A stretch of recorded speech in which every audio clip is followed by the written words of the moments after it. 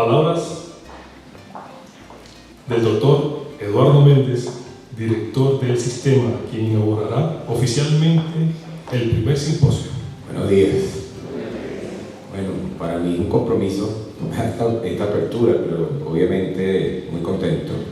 Primero que todo porque nos acompaña Alejandra, que más que una representante de la CAF es un músico del sistema también, y comenzó aquí en su país natal, pero ampliamente involucrada con el hecho musical, y por eso pues hoy estamos muy agradecidos por siempre tu apoyo y desde toda la CAF, y todo tu equipo que está con nosotros acompañándonos en nuestras expediciones y experimentaciones como esta, ¿no?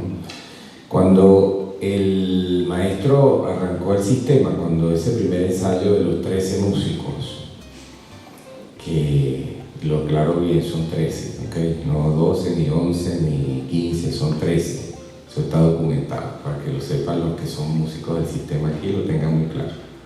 Esos 13 músicos, cuando estuvieron en ese primer ensayo, en el estacionamiento, hay un video de hecho de eso, quizás podemos arreglar para que vean esa partecita que dura como 3 minutos, donde el maestro les habla a esos jóvenes que no sabían de qué se trataba nada de esto, no tenían idea. Ellos fueron convocados a un ensayo, ¿verdad? Y cuando el maestro les empieza a hablar y les dice que se están introduciendo en un proyecto de proporciones descomunales, y le dice que no hay recursos, que todo esto tiene que ser hecho con el corazón, tiene que ser hecho porque Venezuela lo necesita. Imagínate, hace 50 años dijo eso el maestro en ese primer ensayo. Y ahí se desprende todo esto, de ahí se desprende de esas palabras valiosas, se desprende el por qué estamos aquí. Pues el sistema ha sido eso, ha sido construido con el corazón, ha sido construido con mística, con ganas, ha sido construido desde la reflexión permanente.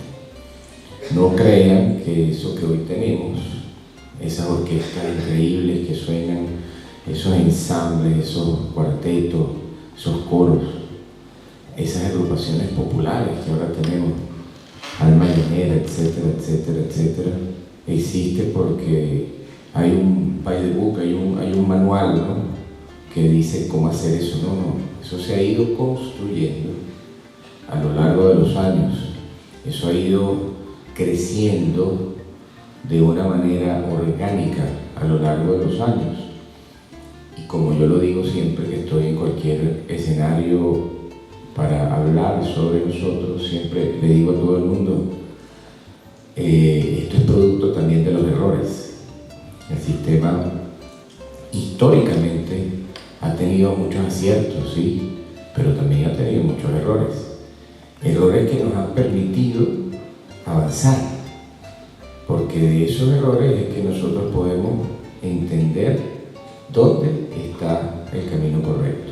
Eso pasa como un instrumentista, los que están aquí que somos músicos sabemos, cuando tú te equivocas practicando, tienes que resolver el error para poder avanzar. Si sigues tocando con el error, lo que haces es perfeccionar el error. En cambio, cuando retrocedes y empiezas a estudiar lento, a practicar con cuidado, a hacer fórmulas rítmicas, etcétera, etcétera, logras resolver el error, identificas el problema y avanzas. Yo creo que el sistema a lo largo de estos 50 años ha sabido entender cuándo reflexionar y cuándo avanzar, cuándo generar líneas, cuándo escuchar. Y eso es muy importante. El sistema ha generado espacios para todos. Por eso cuando dice música para todos, no lo dice nada más porque aquí se toca salsa, merengue y Mahler y bachata. No es por eso. Es porque todos los que estamos involucrados, y cuando digo los que estamos involucrados me refiero también a todos los venezolanos, Bueno, no solamente el 1.300.000 niños que forman parte del sistema o los 12.000 trabajadores del sistema, sino todos los venezolanos que de alguna manera directa o indirecta reciben, aunque sea un ápice de beneficios a través del sistema. Aquel que va a un concierto, aquel que de alguna manera disfruta de un éxito que tenga el sistema, aquel que se siente orgulloso, aquel que tiene un trabajador en su casa que pasó por el sistema y es una persona responsable, aquel que se topa con un buen ciudadano formado aquí. Todas esas personas reciben un beneficio indirecto del sistema. Y todo eso de música para todos tiene un sentido mucho más profundo que la música en sí. Y es todo ese poder que la música ha generado como un gran movimiento. Las personas que están aquí, veo varios rostros de personas, incluso fundadoras también del proyecto con el maestro, se acuerdan que se llamaba el movimiento, o le decían el movimiento, porque había un movimiento. Esas dos palabras tienen un sentido muy importante, y es bueno, yo las nombro porque es bueno para esta reflexión que van a tener. Sistema y movimiento. Porque el sistema es una figura, es un cuerpo que siempre está en movimiento. El maestro siempre nos decía, el día que el sistema se vuelve estático, se acabó. El día que el sistema se quede haciendo los conciertos a las 11 de la mañana con el repertorio de Beethoven, Mozart, Tchaikovsky, el sistema se murió. El sistema está siempre en movimiento, es un proceso que está en constante transformación y cambio. Y por eso se llama sistema. El sistema es un conjunto de áreas que cada día se integran y se interconectan para generar lo que hoy tenemos aquí. Ustedes le preguntan, ¿qué es el sistema? Es muy difícil de definir, porque el sistema da para todo. El sistema da para todo. Cuando tú lo ves desde cualquier óptica y perspectiva, tú ves la temática que se va a desarrollar en estos 2 días. Y es una temática súper amplia, pero hay falta para hacer 5 foros sobre el sistema, entre los temas. Y parte del origen de este centro de documentación, cuando yo lo hablaba con Mayra hace muchos años que empezamos de investigación y documentación, y lo hemos tenido como una estrategia de reflexión, un punto de reflexión, es porque habemos unos que estamos todo el día como en la carrera, ¿no? Haciendo y haciendo que cosas pasen. Pero ¿quién reflexiona sobre lo que pasa? ¿Quién reflexiona sobre lo que está bien y lo que puede mejorar? ¿Quién reflexiona sobre dónde hubo un traspiés y dónde solucionarlo? ¿Dónde ver las cosas buenas y positivas para replicarlas? Este es un programa que, entre las múltiples virtudes, ha generado una estandarización profunda de método. Método que en sí mismo se ha retroalimentado de nosotros mismos. Porque una cosa que funciona en un estado o en un pequeño núcleo se replica inmediatamente en todos los núcleos. Y pasa por un proceso de adaptación, y pasa por un proceso académico de reflexión que a veces no es consciente. Simplemente lo hacemos. Lo hacemos porque lo hacemos. Cuando yo le mando una línea a los directores nacionales, mire, hay que montar la octava de Mahler. La gente no pregunta, la gente lo monta. ¿Cómo? Bueno, lo hacemos. No entendemos, ¿verdad? Pero lo hacemos. Los niños acaban de audicionar la Nacional Infantil, la Nacional Juvenil, que estuvimos visitando los núcleos, acompañando el proceso de unas audiciones reflexivas, unas audiciones producto de la reflexión. Nosotros tenemos una metodología que se levantó hace 50 años. Cuando digo se levantó, digo en el buen sentido de la palabra. Se levantó para generar un nuevo proyecto, una nueva manera de enseñar, de aprendizaje, desde lo colectivo. No desde lo individual, sino desde lo colectivo. Rompe con ese esquema 1 a 1. El profesor de violín que te va todos los días, yo hablo de violín porque soy violinista, pero es que el profesor de violín que va y va a una clase, va una semana, y un niño de 7 años va a clase de violín, hablando de un niño como yo, ¿verdad? A los 7 años va a una clase con un profesor que te dice una serie de cosas, que te corrige. No hay nada, perdón que lo diga así, pero no hay nada más difícil en la tierra que tocar violín, porque hay demasiadas cosas que tener en cuenta cuando estás muy chiquito. Ya después la cosa cambia, pero que si el arco, que si el dedo, que si la mano, que si el codo, que si la afinación, que la quijada, que la garganta, que relájate, que no cierres los ojos, que abre la boca, que, concha, no le dejas el pie, párate derecho, párate. Una cosa muy extraña, ¿no? Imagínate un niño de 7 años en ese proceso. Entonces, el profesor te indica, ajá, aquí está la lección tal, en la escala tal. Tú, en clase fabuloso, porque el profesor te está diciendo todo lo que tienes que hacer y tú lo haces. En el momento que tú pisas fuera de ese salón se te olvidó todo lo que te dijo. Y te vas para tu casa con la ilusión del profesor de que tú vas a estudiar, de que tú vas a practicar. Pero además lo vas a hacer. Sí, habrá alguno, como en mi caso, que mi mamá me ponía a estudiar, ¿verdad? Pero ¿qué estudias? ¿Qué puedes estudiar? ¿Qué puede retener un niño de 7 años? De 72 mensajes que le dio el profesor en una media hora de clase de violín. ¿Qué puedes retener? Nada. Puedes retener que el violín se toca, se agarra así, ¿tá? Y ya, eso es lo que más puedes retener. ¿Qué pasa? Pasas una semana perfeccionando ¿qué? El error. Perfeccionando tu forma errada de aproximación al instrumento. En cambio, el sistema, el maestro agarra y dice, mira, pero ya va.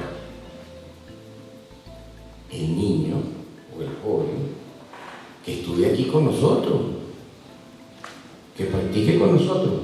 ¿Por qué esperar una semana para corregirle al muchacho el error? Si se lo puedo corregir dentro de 10 minutos. Y lo voy a cometer y se lo voy a volver a corregir mañana. Y ya pasó mañana, no lo tiene. Por eso es que niños de 8, 9, 10 años audicionaron ahorita con la Cuarta Sinfonía de Tchaikovsky. Es un hecho inédito en el mundo. Sí, inédito, lo digo con propiedad. En el mundo no existe una orquesta de niños que toque ese nivel. Y no es porque seamos unos superdotados, ¿no?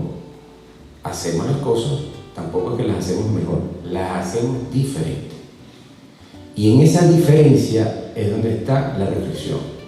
Y esto que les acabo de contar es un motivo de reflexión, porque mientras un niño del sistema que va todas las tardes al núcleo y recibe un profesor, un tallerista, que le está subiendo el codo, sube el codo, sube el codo, sube al niño a los 3 días le sube el codo. Mira que tocas el arco recto, el niño termina tocando con el arco recto, sin querer, es un proceso inconsciente, pero le estás dando al niño la corrección al error de manera inmediata. Entonces no dejas que el error se prolifere. Cuando el niño tiene 10 años ya toca violín, es sencillo. Lo que otro se demora 9 años, este se lo demora en 2 años. No porque el otro no pueda, sino porque el otro lo hizo casi solo, mientras que este tiene un tren de gente, esos 8.500 profesores que forman parte de la nómina del sistema, que están ahí preparándolo. Entonces, esa reflexión nos indica a nosotros cómo esto ha sido un gran proceso de reflexión desde el inicio, desde su formación, desde su concepción, sin saber qué íbamos a hacer o cómo lo íbamos a hacer. Lo que estábamos claros era que algo había que hacer, porque así fue el postulado del maestro. El maestro dijo, algo hay que hacer, porque la educación musical en nuestro estado, digamos, hecha como política pública, no está funcionando de manera masiva como tiene que ser. Y por eso nace el sistema, de alguna manera con el espíritu del colectivo, que después en consecuencia empezamos a identificar externalidades. Porque esto no fue, insisto, esto no fue que agarramos y nos sentamos un día, escribí, ahí el sistema va a generar estos efectos. Y el sistema en 50 años va a hacer esto y va a hacer esto. Eso no existe así. Eso fue algo que se va construyendo y se ha ido generando.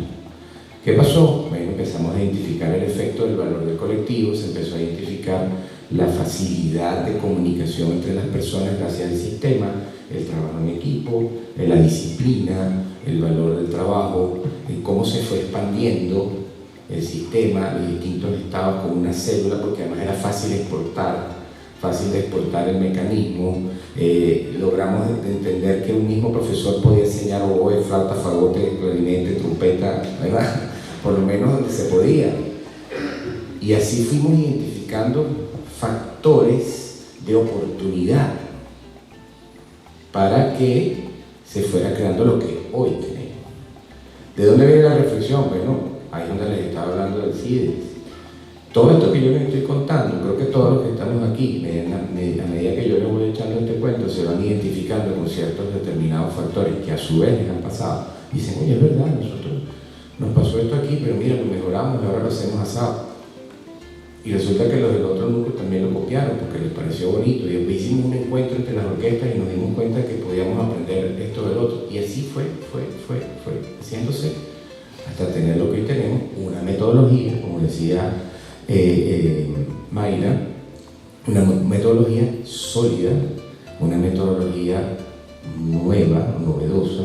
Yo siempre lo decimos, esto es innovación y todos los días se genera más innovación, porque a medida que vamos proyectándonos en las distintas áreas del conocimiento, vamos readaptando esa metodología inicial del aprendizaje colectivo para trasladarla a distintas áreas del conocimiento. Eso se ha trasladado hasta la gerencia del sistema. La gerencia del sistema ha tenido que adaptarse a la velocidad de la música. Una estructura dinámica, una estructura cambiante, una estructura que necesita ponerse al servicio de las necesidades de esos niños. Imagínense ustedes un gerente cuya meta sea gerenciar niños que toquen la cuarta de Tchaikovsky.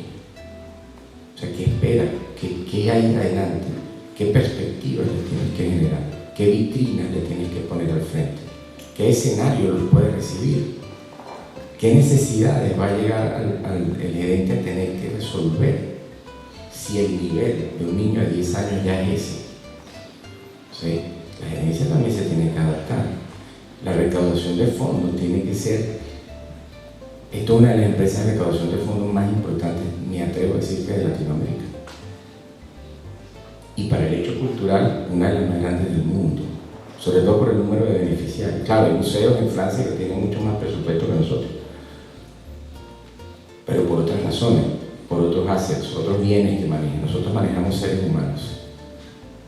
Nosotros no manejamos obras de arte, manejamos seres humanos. Trabajamos con seres humanos. Entonces, el esquema, fíjense todo lo que hemos paseado un ratico por distintos aspectos, te dan diciendo que el sistema es transversal.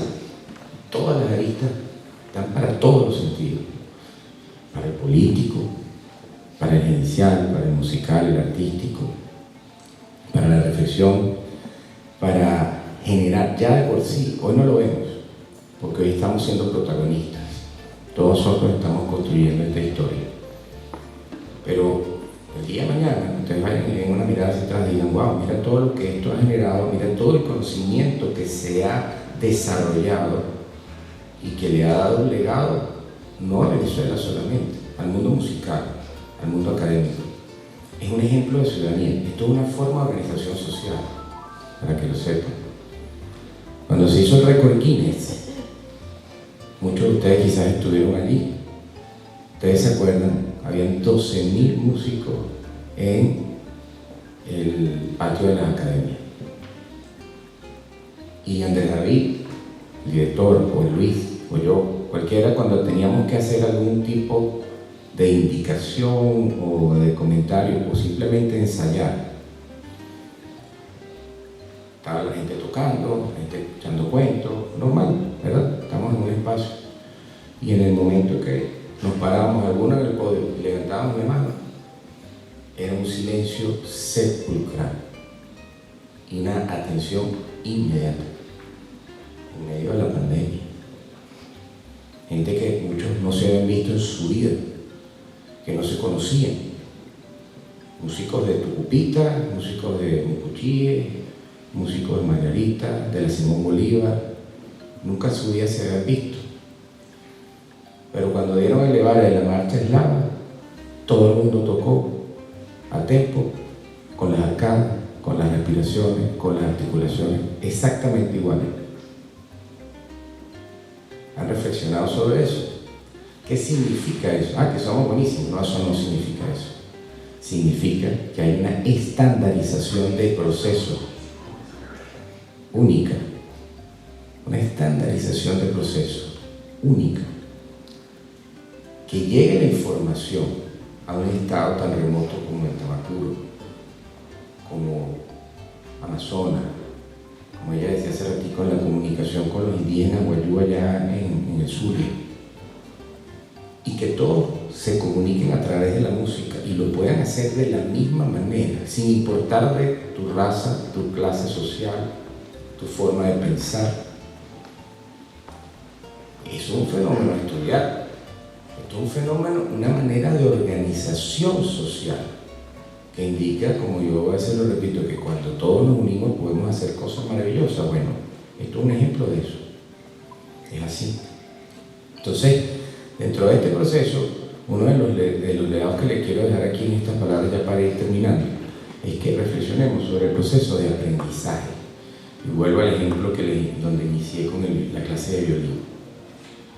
El proceso de aprendizaje. Nosotros tenemos en la educación, los expertos en educación, pues saben que el aprendizaje y la enseñanza generalmente tienen unos roles.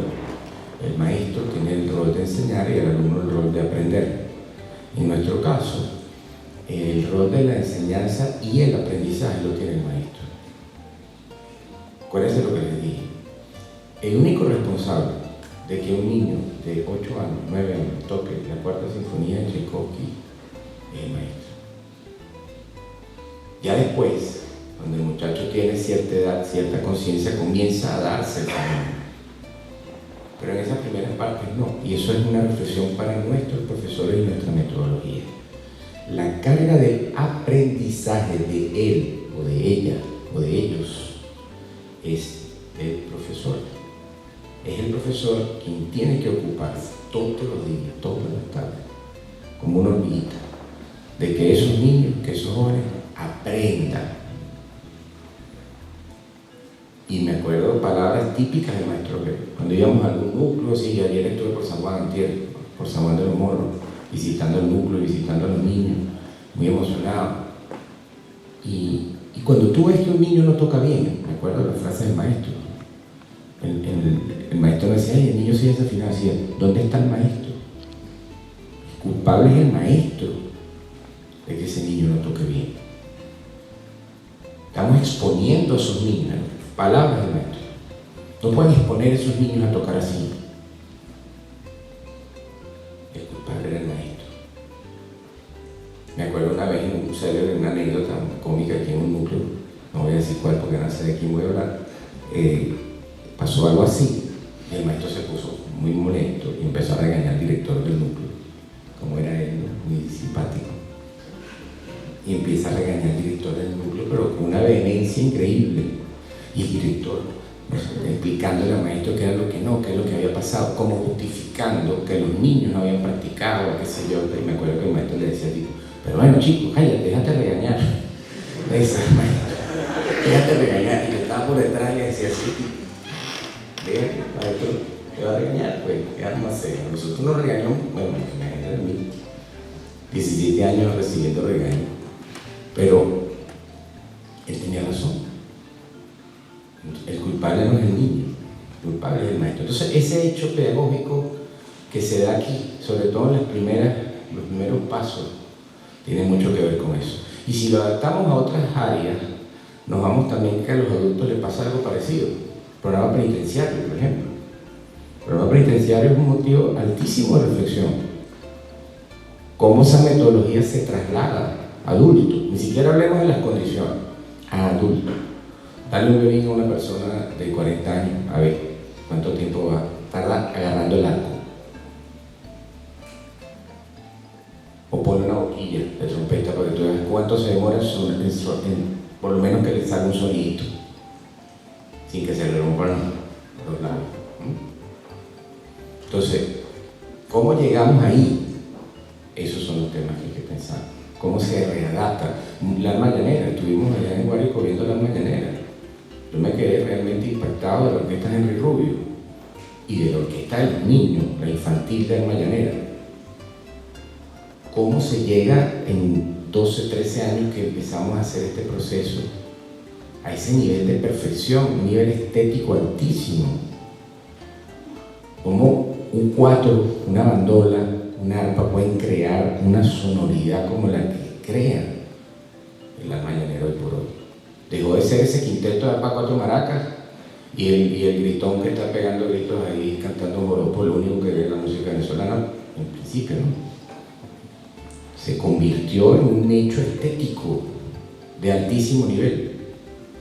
Pero fíjense la palabra que usted se convirtió así, una varita mágica. No, se fue haciendo con la reflexión, y esto funciona y esto no funciona, y vamos a componer. Entonces Daniel Herrera me decía, mira, que este repertorio ya no nos sirve, tenemos que crear nuevas obras, podemos encargar, sí, vale, vamos a encargar 3 compositores que nos hagan obras especiales para esto, vamos a componer obras de los niñitos, así como el merengue El Primer Dedo, por ejemplo, esas cosas, todo eso son producto de las necesidades que hemos ido teniendo para poder hacer sonar la orquesta.